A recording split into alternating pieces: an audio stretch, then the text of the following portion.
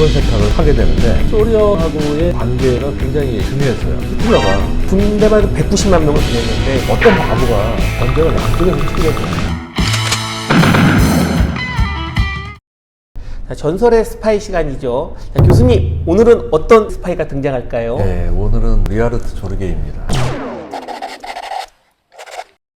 조르게군요. 지금 이 방송을 보시는 분도 조르게는 아는 분들이 많이 있을 거예요. 왜냐면 공중파에서 다뤄본 적이 있기 때문에. 보통 이제 스파이에도 관심이 있는 사람들은 조르게랑 얄리 코헨 두 사람을 스파이 중 양대 상망으로 보죠. 그 중에 하나 조르게에 대해서 한번 같이 얘기해 보도록 하죠. 자, 그럼 먼저 시작은 성장 과정부터 한번 가보죠. 네, 조르게는 1895년 러시아 제국이었던 아제르바이잔 바쿠에서 태어났거든요. 특이하게 아버지는 독일 사람이고 어머니는 러시아 사람이었어요. 그리고 이제 1차 대전 때 학도 자원병으로 참전을 했었습니다. 그때 부상을 입었거든요. 부상 기간 동안 마르크스의 서적을 읽고 공산주의자가 됐고 독일 공산당 입당을 해서 활동을 하다가 19년에 모스크바로 가서 코민테른 요원이 되었습니다. 모스크바에서 훈련이라든가 무선교육, 암호통신 이런 스파이 교육을 받고서 서방 국가에 대한 언론인으로서 활동을 시작하게 되었습니다.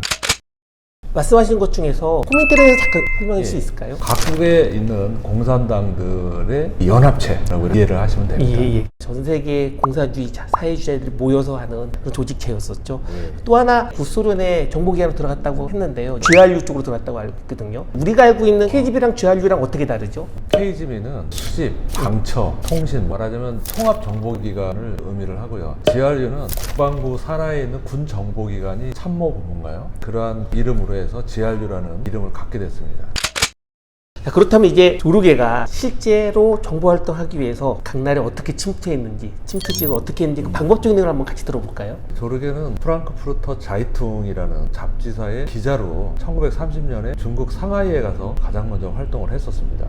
그 현지에서 일본 아사히 신문 기자인 오자키 호츠미를 포섭을 하게 되고 그 계기로 1933년 소련 당국이 조르게에게 일본에 가서 활동을 해라 지시가 떨어지고 그는 일본에 침투하기 위해서 또 한 번 신분 세탁을 하게 되는데 아버지가 독일인이었기 때문에 독일에 먼저 가서 나치당에 입당을 합니다. 그래서 이제 독일로부터 신뢰를 받고 독일 신문사의 기자로 일본에 침투를 하게 됩니다.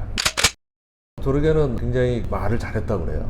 외국인들이 모인 클럽에서도 인기가 많았고 일본에 있는 독일 대사관에 무관으로 와 있던 유진 오트라는 대령하고도 친분을 유지를 했었는데요. 40년에 이 유진 오트가 주일 독일 대사로 이제 임명을 받고 이 친분 관계를 이용을 해서 일본에 대해서 정보를 수집할 수 있는 그런 여건을 갖게 됩니다. 2차 세계대전에 일본과 독일과 이탈리아 세 나라가 삼국 동맹을 맺게 되거든요. 서로가 무호국이거든요. 그러니까 이제 독일 나치의 당원이고 독일 신문사는 일본 사람들이 굉장히 우호적으로 대해줬다는 거죠. 그런 여건을 만들었습니다.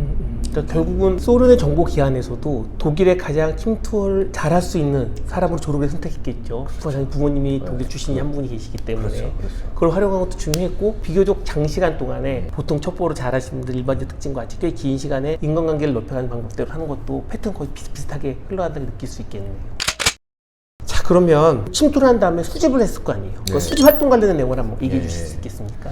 조르게는 결국 소련의 스파이이기 때문에 독일과 일본 양쪽을 다 경계를 해야 되는 상황이었거든요. 가장 먼저 독일 대사관에 쉽게 접근할 수 있었던 것이 독일 대사 유진 오토죠. 이 친밀한 관계를 가지고 있었기 때문에 조르게를 일본 주재 독일 대사관의 공보관으로 임명을 합니다. 그러면서 조르게는 9년간에 걸쳐서 독일 대사관의 극비 정보를 입수를 하게 됩니다. 독일이 2차 세계대전을 일으키면서 독일과 소련은 불가침 조약을 맺었거든요. 소련하고의 관계가 굉장히 중요했어요. 왜냐면 배후가 되거든요. 그런데 이 히틀러가 영국 하나만 빼놓고 서유럽을 다 집어먹고 나서 바르바로사 작전이라고 말 그대로 소련을 공격하는 비밀 작전이었습니다. 소련으로서는 굉장히 중요한 독일의 침공 의도를 간파할 수 있는 이 정보를 스탈린한테 제공을 했어요. 근데 스탈린이 이 정보를 무시했다는 건 굉장히 유명한 사례입니다.